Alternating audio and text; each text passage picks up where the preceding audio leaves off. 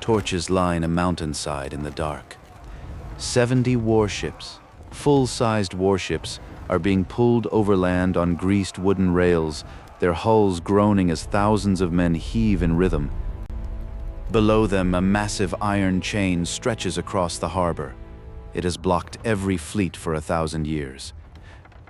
Tonight, a 21-year-old Sultan bypasses it entirely. 800 years earlier, a man in the Arabian desert had predicted this exact moment. To understand how we got here, we need to go back. The Messenger of Allah sallallahu alaihi wasallam once made a statement that echoed across 8 centuries of history. Lataftahana al-Constantinia, you will conquer Constantinople. What a wonderful army that army will be, and what a wonderful commander that commander will be. That hadith, recorded in Musnad Ahmad, was not a hope, it was a promise. And for 800 years, the greatest commanders in the Muslim world tried to fulfill it. The Umayyads besieged the city twice, in 674 and again in 717 they failed. The Abbasids attempted it. They failed. Siege after siege after siege, 23 times, the armies of Islam gathered outside those walls. 23 times they turned back. The city stood like a mountain that could not be climbed, a fortress that could not be cracked, a riddle that could not be solved. A man standing in a desert in the 7th century, whose own followers were being crushed by rocks in the streets of Mecca, predicts that his nation will conquer the most fortified city on earth. Not might, not could, will. And he describes the character of those who will achieve it 8 centuries before they are born. And to understand what those armies were up against, you need to understand the city itself. Constantinople was not just a city, it was the city. For 1,100 years, it had been the capital of the Eastern Roman Empire, the continuation of Rome itself. Its defenses were the most formidable ever built by human hands. The Theodosian Walls, named after Emperor Theodosius II, who built them in 408 AD, were a masterclass in military architecture. 3 layers of walls, each taller than the last, separated by a deep moat that could be flooded on command. The land walls had never been breached by direct assault in over 1,000 years.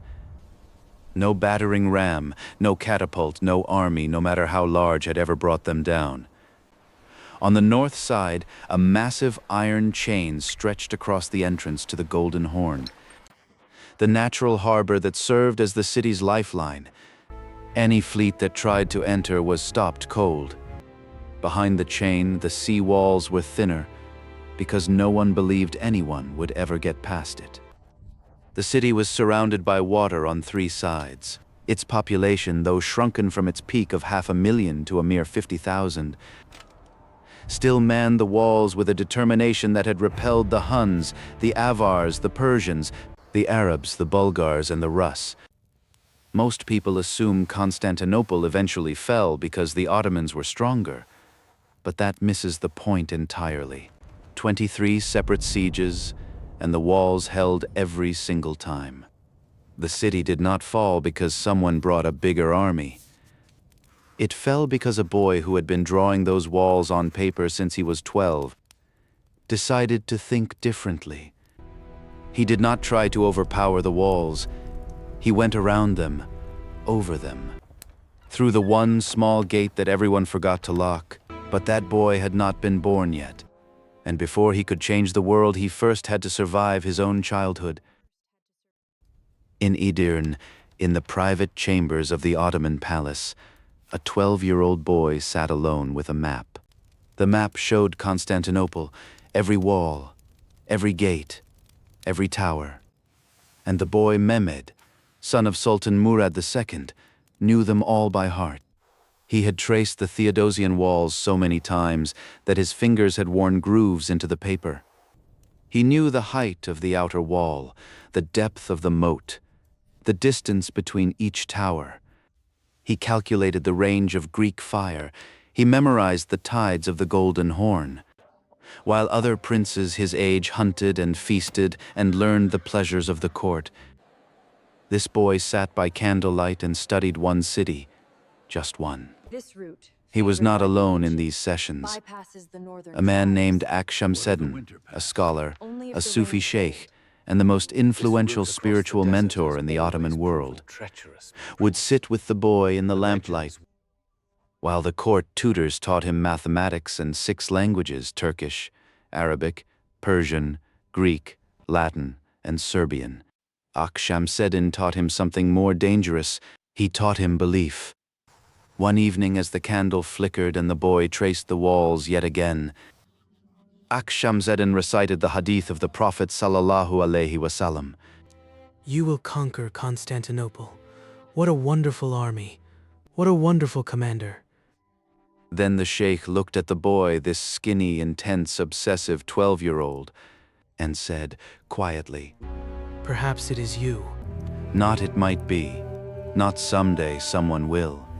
He said it as though he could already see the future, and from that moment, something shifted inside Mehmed. Without Shamseddin, he was just another ambitious prince in a long line of ambitious princes. But Shamseddin did something no tutor could. He connected a boy's obsession to a divine promise. He transformed a political ambition into a spiritual mission. From that night on, Mehmed did not just want to conquer a city. He believed he was fulfilling a prophecy, and that belief would sustain him through every failure that came next. There is a difference between a boy who dreams and a boy who prepares, and perhaps that is the real definition of destiny. Not that it falls from the sky, but that you spend every night of your life getting ready for it. Decades later, on his deathbed, having built the grandest empire in the world, Mehmed will say the conquest of Constantinople was the one achievement that gave him the right to face the Prophet sallallahu alaihi wasallam on the day of judgment. The boy who traced walls on paper never stopped being that boy. Even at the height of power, the map in his mind never changed. But before Mehmed could reach for that dream, he had to survive something else first: his own father. In 1444, Sultan Murad II made an extraordinary decision. Exhausted by decades of war on multiple fronts, he abdicated the throne and handed it to his 12-year-old son. Mehmed became sultan for the first time, and the court ate him alive. The boy tried to assert authority, issuing decrees, summoning councils, making his voice heard. But the Ottoman court was not built for children. The Grand Vizier, Chandarli Halil Pasha, was a veteran statesman who had served Murad for years. He looked at this 12-year-old boy on the throne and did not even try to hide his contempt. When the Crusaders sensed opportunity, a child sultan, a divided court, they launched an immediate assault. The Crusade of Varna was organized with shocking speed. European armies marched toward Ottoman territory, and young Mehmed froze. That was when Halil Pasha made his move. According to Ottoman chronicles, he sent a message to the retired Murad. That was, in everything but name, a vote of no confidence in the child sultan. If you are sultan, come and lead your armies. If it is the child who is sultan, then let him come and lead them. The words were polite. The meaning was devastating. Murad came back. He took control of the army, marched to Varna, and crushed the Crusaders in a single battle. Then he reclaimed the throne from his 12-year-old son. Have you ever been dismissed before you even had a chance to prove yourself? Not after you failed, but before you even tried. Mehmed was not defeated by an enemy army. He was defeated by his own people, his own court, his own father's Grand Vizier. He lost not just political power, but something deeper, his sense of identity. He was a sultan who had been unsultaned. The entire Ottoman world knew he had been found wanting. Murad could have supported the boy, sent advisors, guided him from retirement, let him grow into the role. Instead, he came back himself, sending the clearest possible message: the boy is not enough. That wound never fully healed, it just transformed into fuel. Mehmed was sent to Manisa, a provincial city in western Anatolia, to serve as governor. It was technically an honor. In practice, it was a shelf. The Quran tells us, "Perhaps you hate a thing and it is good for you." Those years in Manisa from 1446 to 1451 were the furnace that forged the Conqueror. Away from the politics and intrigue of the capital, Mehmed studied obsessively. He read about every siege of Constantinople in history. He corresponded with Italian merchants and scholars, learning about Western military technology and city fortifications. He was not waiting for the throne. He was preparing for what he would do with it. And then, on February 3, 1451, a messenger arrived with news. His silence was never weak. Murad II was dead. Mehmed rode hard from Manisa to Edirne. At 19 years old, he took the throne for the second time. This time, no one would take it from him. His first acts were swift and brutal. He eliminated potential rivals for the throne, including, according to the historical record, his infant half-brother. It was a terrible act, and there is no softening it. But in the Ottoman system, an alive rival brother was not a sibling. He was a civil war waiting to happen. Every previous succession crisis had cost thousands of lives. Mehmed chose one terrible act to prevent a greater catastrophe. The European courts watched this new sultan with casual disinterest. The ambassadors' reports to Venice, Genoa, and Rome all conveyed the same assessment. The young sultan was bookish, inexperienced, and harmlessly interested in gardens and poetry. He was no threat. They were making the oldest mistake in statecraft, confusing silence for weakness. Mehmed had been silent for 7 years, not because he had nothing to say, but because he was learning how to say it with cannons. In April 1452, Mehmed began his approach, not with an army, but with stone.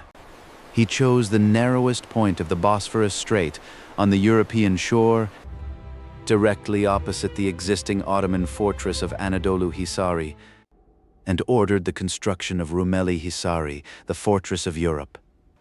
3 massive towers connected by thick curtain walls, bristling with cannon platforms, designed to control every ship that passed through the strait. The construction site was technically on Byzantine territory. Mehmed did not ask permission. The Byzantines sent ambassadors to protest.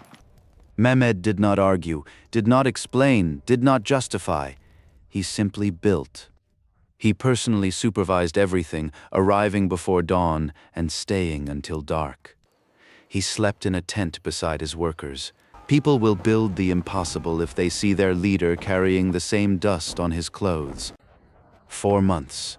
That is all it took. By August 1452, the fortress was complete. The 2 Ottoman positions formed a choke point that no ship could pass without permission. Constantinople's supply line from the Black Sea was cut. Without a single battle, without a declaration of war, Mehmed had already won the first campaign. He starved the city before he ever fired a cannon.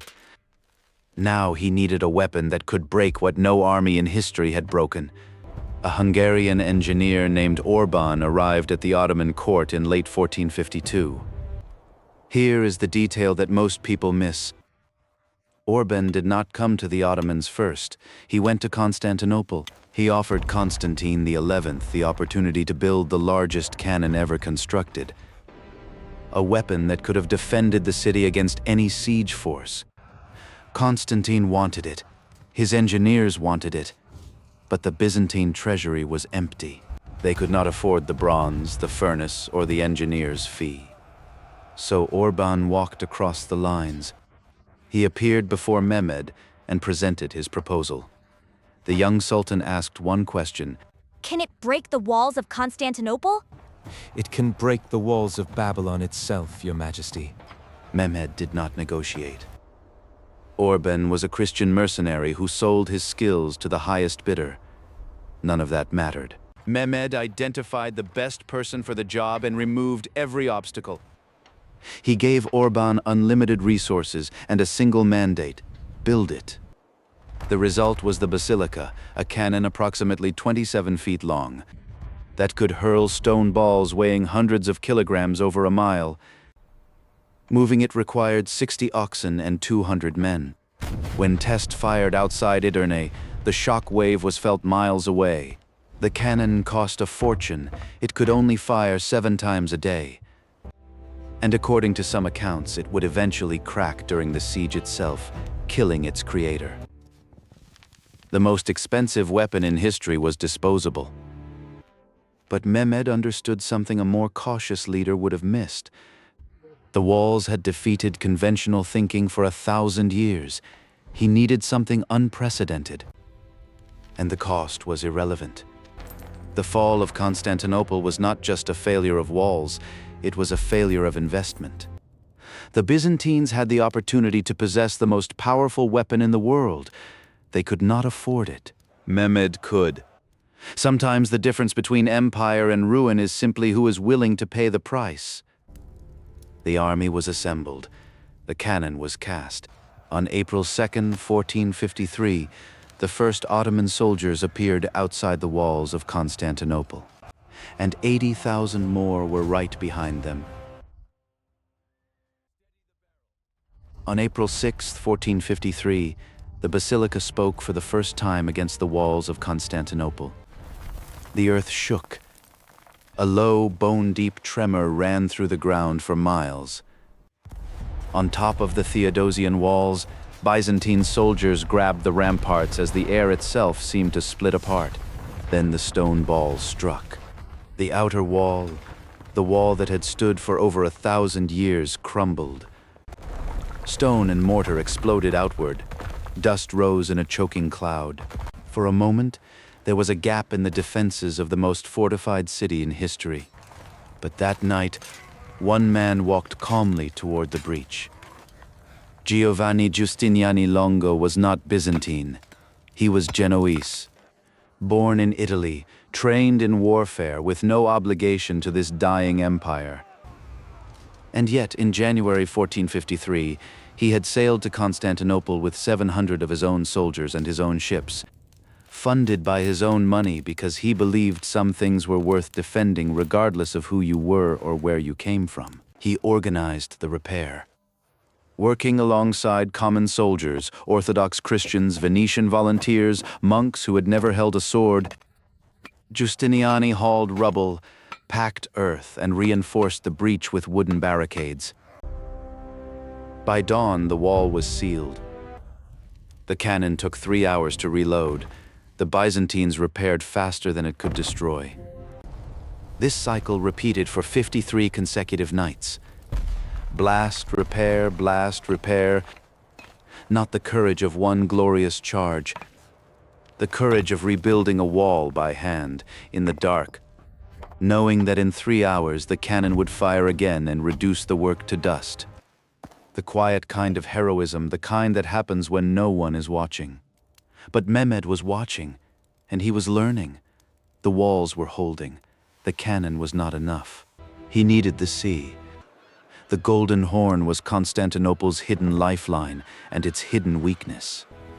On the north side, the sea walls were thinner, less fortified, more vulnerable. For 1,000 years, the Byzantines had protected this weakness with a single solution. A massive iron chain stretched across the entrance to the harbor. No fleet in history had gotten past it. On April 20th, Mehmed sent his fleet to force the entrance. The Ottoman warships sailed toward the chain in formation, but the chain held. Byzantine fireships sailed into the Ottoman formation. In the chaos, the fleet retreated. Halil Pasha appeared in the command tent that evening. He presented his case calmly, methodically. 23 previous sieges had failed. The walls were holding. The chain was unbreakable. Morale was dropping. It was not too late to negotiate an honorable withdrawal. Each word was reasonable. Each word was designed to make Mehmed doubt. The chain was not just a physical barrier, it was a psychological one. Every Ottoman commander before Mehmed had seen that chain and accepted it as fact. The harbor is closed. The northern wall is safe. That is the way it has always been. But Mehmed asked a question that no one before him had asked. What if I don't have to go through it? The most dangerous question in the world is not how do we get through. It is what if we don't have to. The night of April 22nd, 1453. Behind the Genoese colony of Galata, out of sight of Byzantine watchmen, a road had been built in secret. It ran up the hillside over the ridge and down the slope on the other side, directly into the waters of the Golden Horn. The road was made of wooden rails, and every rail was slicked with tallow, animal fat that turned the surface as slippery as ice. On this road, in torchlight, 70 warships began to move. Not rowboats, warships. Each one hauled by hundreds of men, their muscles tearing, feet slipping in the mud. The ship's keels sat on cradles that slid over the greased rails, groaning and cracking as they inched up the slope. Oxen strained at the front, drums beat a rhythm to synchronize the pulling. Progress was measured in feet per minute. 70 ships, over a mountain, on greased logs, by hand, in one night. But behind the spectacle was engineering and discipline. Mehmed had tested the greasing mechanism with a single small boat, personally watching as it slid down the rails, measuring speed and stability before committing the full fleet. The man who moved mountains was not a gambler. He was a planner who happened to make plans no one else could conceive. If a single ship broke free and rolled downhill, the chain reaction could destroy everything. If detected mid-transfer, the ships would be helpless targets. Mehmed gambled his fleet, his credibility, the morale of 80,000 men, on something no human being had ever attempted at this scale. He could have been patient, waited for the walls to crumble, tried to negotiate. Instead, he chose the option demanding the most effort, the most risk, and the most faith. When dawn broke on April 23rd, the Byzantine sentries on the harbor walls looked out, and what they saw shattered something inside them. An entire Ottoman fleet sat floating inside the Golden Horn, behind the chain. The rules had changed. Despite the ships in the harbor, the walls held, the siege ground on through May. The basilica had cracked, and according to some accounts, the explosion killed Orban himself. Smaller cannons continued the bombardment, but without the great gun, the damage was slower. Ottoman soldiers began to murmur, 6 weeks camped outside these walls. Halil Pasha circulated among the officers, reinforcing his argument. The city is unconquerable. Inside the city, Constantine XI sent appeal after appeal to Europe. The Pope promised reinforcements. Venice promised ships. None came. The Christian world watched Constantinople die and did nothing. Do not weaken and do not grieve, for you are superior if you are believers. That ayah from Surah Al-Imran echoed through the Ottoman camp. On the night Ak-Shamseddin came to Mehmed. The young Sultan was alone, walls still standing. Generals divided, Grand Vizier urging retreat. In that moment, the man who had first told a 12-year-old boy, "Perhaps it is you," sent a written message to the 21-year-old Sultan. That the signs are clear. Victory is written. Begin the final assault. Not it might work. Not consider your options. Victory is written. Ak-Shamseddin was not giving a military briefing. He was delivering a spiritual verdict. A bridge between an 800-year-old hadith and a young sultan standing on the edge of failure. Without that certainty, Mehmed might have listened to Halil Pasha, might have withdrawn, might have been remembered as the 24th commander who tried and failed.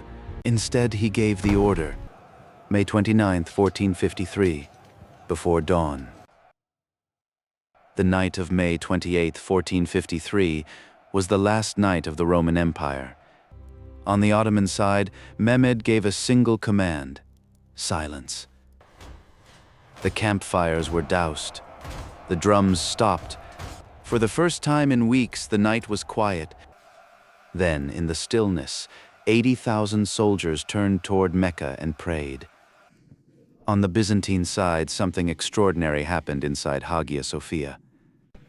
Constantine XI ordered a final service, a last liturgy in the greatest church in Christendom.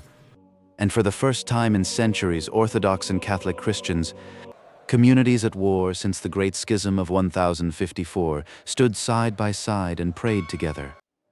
Both traditions, one service, the entire remaining population processed through the streets carrying icons and candles. Both sides prayed that night. Both asked God for victory. Both knew with a certainty that settled into their bones that tomorrow would decide everything. Then the candles went out, and the city waited. At 1:30 in the morning, the war drums began. The first wave hit the walls like water against rock. The Bashi bazooks, irregular troops, mercenaries, were not the elite. They were not expected to breach the walls. They were expected to die, and Mehmed knew it. He sent them forward in the darkness, a screaming mass crashing against stone, scaling ladders thrown back, pushing through gaps that closed before they could widen. The Byzantine defenders, led by Giustiniani, fought like men with nothing left to lose because they didn't. Arrows, stones, boiling oil poured from the walls. The irregulars broke and fell back, leaving their dead in heaps. The second wave came immediately. The Anatolian regulars, more disciplined, better equipped, struck the walls at multiple points simultaneously, stretching the defense thin. For 2 hours, back and forth, the defenders held. Then the drums changed rhythm. The Janissaries advanced, fresh, disciplined, relentless. Held in reserve the entire night, watching the first 2 waves exhaust themselves. Now they moved forward in lockstep, their drums shaking the earth. The strategy was brilliant and brutal. The first wave to tire the defenders, the second to drain them, the third to break them. Thousands in the first 2 waves died to buy the Janissaries their advantage. Their purpose was not to win, it was to bleed. In the pre-dawn chaos, one soldier broke from the Janissary line and began to climb. His name was Hassan of Ulubatli Hassan. He carried the Ottoman banner in one hand, a sword in the other. Arrows rained. He was hit. He kept climbing. Hit again. Kept climbing. The wall was nearly 30 feet high, and every foot was contested. He reached the top. For one moment, just one Ulubatli Hassan drove the Ottoman banner into the stone of the Theodosian Wall. The crimson flag with the crescent and star flew above the walls of Constantinople. Then he fell, dead before he hit the ground. But the flag stood. Below, the Ottoman soldiers roared, a sound like the earth cracking open. Above, the Byzantine defenders saw it, and something broke inside them. Not a strategy, not a cannon. One man who climbed when no one else would, and planted a symbol that said, "We are here." Almost simultaneously, Ottoman soldiers discovered the Kirkaporta, a small postern gate left unlocked. Whether accident or sabotage, no one knows, but soldiers poured through. The wall was breached, and then Giustiniani fell. The man who had held the wall for 53 consecutive nights took a projectile to the chest. Constantine XI rushed to his side. Don't leave. The wall needs you. But Giustiniani was bleeding and pale. His men lifted him onto a stretcher and carried him toward a Genoese ship. And when the defenders, the men who had fought for 53 days because this one man showed them it was possible, saw their commander being carried away, something shattered. A wall is only as strong as the person standing on it. And when that person leaves, the wall becomes just stone. If he had stayed even wounded, even dying, would the defense have held? We will never know. But the wall did not fall because of the cannon. It fell because the one man who kept it standing walked away. The defense collapsed. Ottoman soldiers surged through the breaches.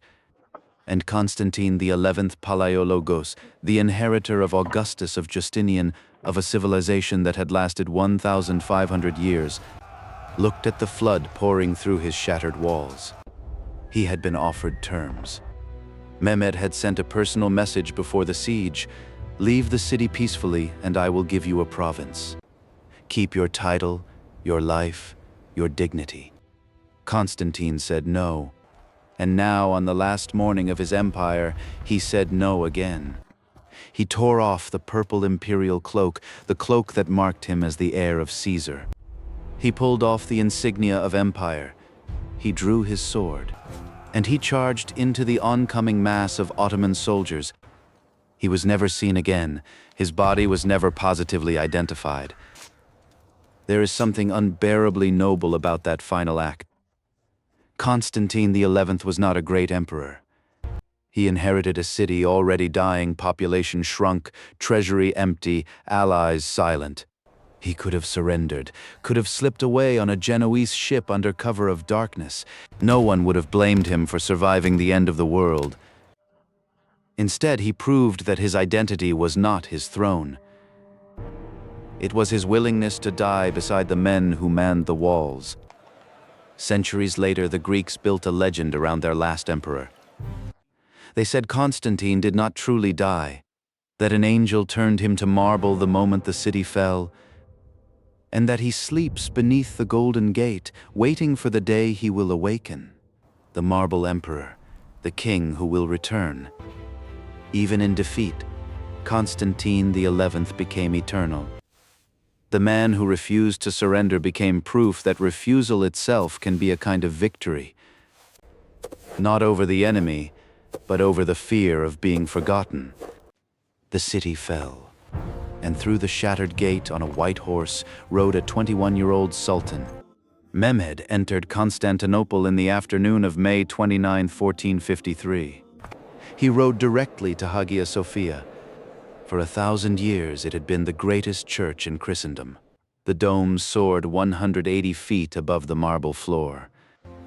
Gold mosaics of Christ and the saints glittered in the light. It was the spiritual heart of the Byzantine Empire, the building that had made emperors gasp and ambassadors weep. Mehmed dismounted. He entered alone. He looked up at the dome. He saw the play of light through ancient glass. And then he bent down, took a handful of earth from the floor and poured it over his turban. A gesture of humility. Before Allah, before this moment, before the weight of what had just happened. The Sultan who had ended the Roman Empire made himself small. Then he swept the floor with his own hands. Most conquests are announced with raised swords and military parades. Mehmed's first act in the greatest church in Christendom was to clean it. The Sultan who had just ended 1,500 years of Roman civilization was on his knees with a broom. Not the behavior of a conqueror, the behavior of a man who understood that every victory belongs to Allah, and the servant's only job is to prepare the floor for prayer. He recited from Surah al-Fatih, the chapter of victory. Indeed, we have given you a clear conquest. Then the adhan echoed under that dome for the first time in its 900-year history.